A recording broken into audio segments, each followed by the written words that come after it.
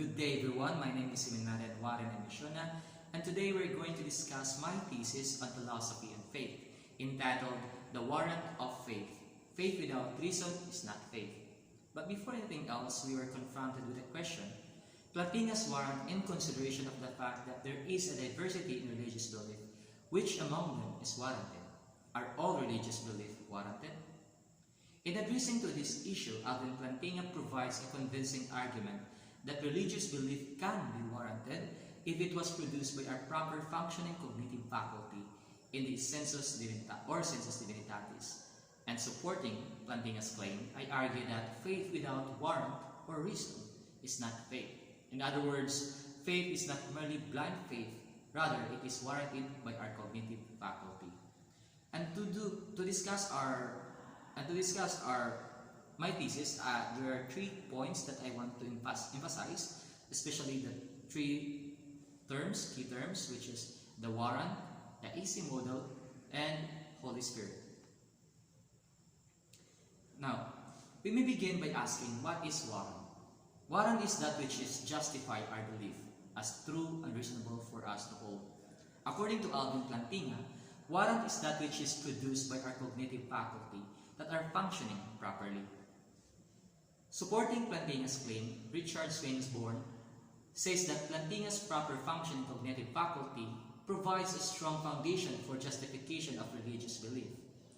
Why? Because our cognitive faculty itself is the foundation of all knowledge. As René Descartes would famously quote, "Cogito ergo sum," I think, therefore I exist. And if we produce our belief in accordance with our proper cognitive faculty, then it is right to claim that it is warranted. For example, I as a seminarian who sensed the existence of God in the Eucharist and the Mass, and believe it so. According to Plantinga's concept of warrant, if the seminarian cognitive faculty or my cognitive faculty are functioning properly, then that provides that it is warranted. Therefore, in the concept of warrant, a religious belief in God is warranted if it is produced by our proper functioning cognitive faculty. Moreover, for the second point, Plantinga offers us an easy model to illustrate how much faith is warranted. The A and C stands for Aquinas and Calvin. Plantinga refers to both philosophers as they agreed that in every individual, even inside of me, there is a kind of basic or natural knowledge of God, also known as sensus divinitatis, a sense of the divine. A cognitive mechanism that can sense the presence of God, which develops our religious belief in God, who is properly basic. To clarify, Plantinga argues that if religious belief is true, then it must be properly basic belief, something that is reasonably acceptable even if it appears to be lacking in evidence, especially empirical ones. This leads to Plantinga's reform epistemology that focuses on the certain belief that does not need evidence to be justified, as they are basic or foundational belief. Additionally, in support of Plantinga, Andrew Moon believed that religious belief in God can be rational without the need of additional evidence. To illustrate his point, let us consider a man who has a deep sense of religious belief, worshipping God, and if his belief is naturally produced from his functioning cognitive faculties, then his belief must be properly basic. Therefore, he does not have to provide evidence to warrant his religious belief, as his belief is properly basic, just like the belief in the reality of the world and existence of other minds, and even in our experiences. Furthermore, for the third point about the inner witness of the Holy Spirit, Plantinga believed that it provides a warrant to believe in God, since the Holy Spirit allow us to encounter God and experience His divine and loving presence through our life. The experience of the divine presence of God, according to Plantinga, is the work of the Holy Spirit, asserting that the Holy Spirit helps us overcome some potential defeaters or argument against our religious belief. Supporting this point, McGrath believed that the rule of the Holy Spirit offers a warrant to our religious belief, as it goes beyond the rational argument. To illustrate this point, let us imagine a defeater or argument in the context of the existence of evil, and God as all-powerful and loving, and God as all-powerful and loving. So in this context, a religious man who experienced evil by suffering with injustices in society may doubt his belief in the existence of God, knowing that, Lord, why, if you're loving and we were kind, why allow me to suffer? So arguing, if God really exists, why He allows evil and suffering to exist in this world?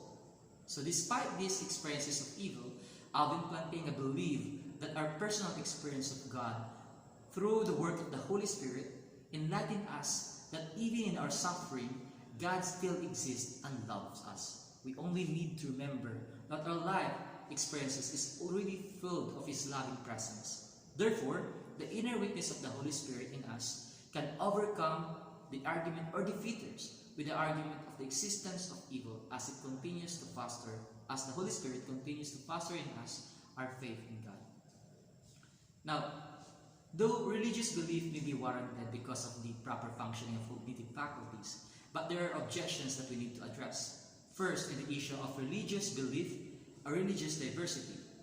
According to Amir Dashmal Chen, religious diversity has posed a challenge for religious belief, emphasizing that epistemic pluralism, a position that more than one religion is epistemically advantaged, which means, in other words, the existence of religious diversity challenged Plantinga's proper functioning of cognitive faculties, as it warrant many other religions, leading to the conflicting doctrines.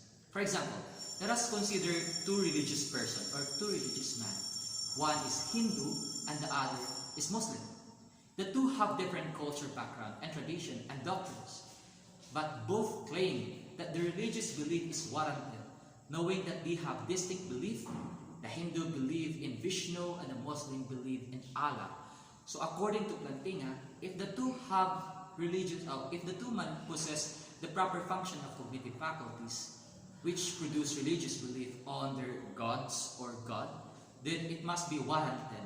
However, Hindu and Muslim are religion that is exclusive for themselves.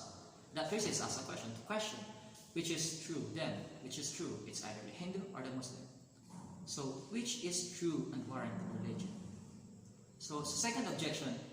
For the second objection of the second point of the easy model, the concept of the properly basic knowledge of God. So, Richard Dawkins demand that our belief must be empirical evidence, must base on empirical evidence, where he argued that religious belief as basic that does not require critical thinking and empirical evidence may lead us to unreasonable belief or blind faith. In other words, religious belief based on our natural knowledge of God is likely false or irrational, simply because it lacks empirical evidence that is needed to validate his belief, my belief, to be warranted. To exemplify, for example, Dawkins' objections are, imagine a particular religious group of people who claim that their belief in a particular God is basic, but does not have any empirical evidence or argument to back them up. So such argument is false, can be considered as a blind faith or irrational. Thus, the argument of religious belief in the context of Warrant, based from the natural knowledge and personal experience of God, is found problematic, simply because it justifies a belief that lacks empirical evidence, or argument that leading to blind faith, accepting a belief without any valid evidence or reason to believe. So the third objection of my third point upon the Holy Spirit,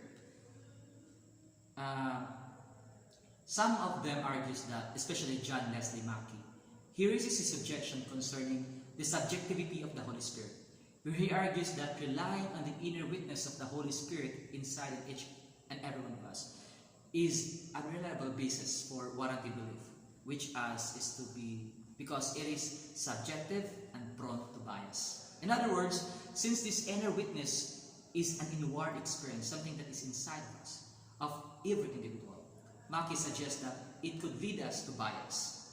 His objection emphasizes that subjectivity of encountering God as prompted by the Holy Spirit may not be warrant such religious belief. To further discuss Mackey's point, let us have an example of a religious man who claimed to have a profound religious experience of encountering God, that he accounts it as a work of the inner witness of the Holy Spirit. Such experience of the divine can be described in perhaps in one's prayer life, where he enters a deep meditation as if he was leaving his body. His soul is something enlightened. And this religious man may believe that such encounter warrants his belief in God, since the experience of consolation, peace, and chances to of transfigured goodness is real to this person. So, however, if we consider this example, and if a lot more individuals from different religious beliefs also have a similar experience as evidence for their own faith, it may lead us to bias and conflicting claim of their own warranted belief on the basis of subjectivity or subjective experience. Now, let's answer these three objections. So, in answering Smith's objection about the diversity of religious belief, it is important to note that Alvin Plantinga's concept of proper functioning of cognitive faculty may be in conflict in accounts of diverse religious belief in the world. However, John Heck, an English philosopher of religion, provides us an answer to this objection. He states that diverse religious belief does not necessarily weaken Plantinga's argument. Rather, the difference in our culture and tradition can provide us a distinct religious experiences that are all genuinely warranted depending on the individual context and upbringing. In other words, diversity is the proof of richness of our properly functioning cognitive faculty or sensus divinitatis that is possessed by all individuals. It provides that there is a pluralism of God's manifestation in our personal life. Thus, instead of undermining the warrant on religious belief due to the diversity, it provides how rich everyone's proper functioning cognitive faculty that allows an individual to produce a warranted, diverse religious belief around the world. And responding to the second objection of Dawkins, that belief in God as properly basic and does not need empirical evidence, an argument may lead to irrationality, a British philosopher of religion named Richard Swinburne argues that we always have the basic belief in our life, such as the reliability of our memory and existence of other minds, which belief does not require any empirical evidence. We just believe them that they exist. In other words, there is an existing properly basic belief in our universe that we cannot doubt or we need any evidence to prove them, as they are already known and naturally exist in reality. Thus, Swinburne advocates that Plantinga's Reformed epistemology likewise operates within the context that allows certain belief to be properly basic without necessarily leading to irrationality. So lastly, responding to the third objection of Mackey's concern regarding the inner witness of the Holy Spirit as something subjective and prone to bias, an American Christian philosopher named William Alston in his answer argues that subjectivity does not automatically negate the possibility of warranted belief, meaning our personal experience, such as religious experience, can provide valid source for our belief, even if they are subjective, considering that such experiences are real and have significant impact in our life. Alvin Plantinga acknowledged that the inner witness of the Holy Spirit may have been challenged due to its subjective aspect, but the internal reliability of our religious belief can address this concern, making the belief still potentially warranted due to its profound religious encounter with the divine and its real effect in us. So according to response of Smith, the objections concerning the relationship between religious diversity and warranted provides philosophical insight, especially in today's world. That religious pluralism in Smith response realized how Plantinga's concept of properly functioning cognitive faculties can be warrant the diversity of religious belief. And according to Richard Swinburne, response of Dawkins' objection on the Reformed epistemology about the properly basic knowledge and the lack of evidence, he emphasized that Reformed epistemology and the belief as basic are not distant to religious discourse. And according to William Alston, response on Mackey's concerning the subjective and prone to bias of the inner witness of the Holy Spirit, he argues that despite of subjectivity and prone to bias of the inner witness of the Holy Spirit, but it can still confirm the warrant of faith.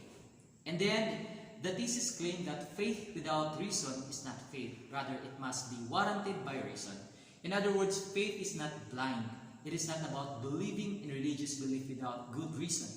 Instead, it must be grounded in warrant and reason. Where upon this discussion on Alvin Plantina's concept of warrant for religious belief in God, we discussed the three main point. We discussed the three main point, which emphasize the importance of reason, such as how our belief was produced by our proper cognitive faculty that functioned properly.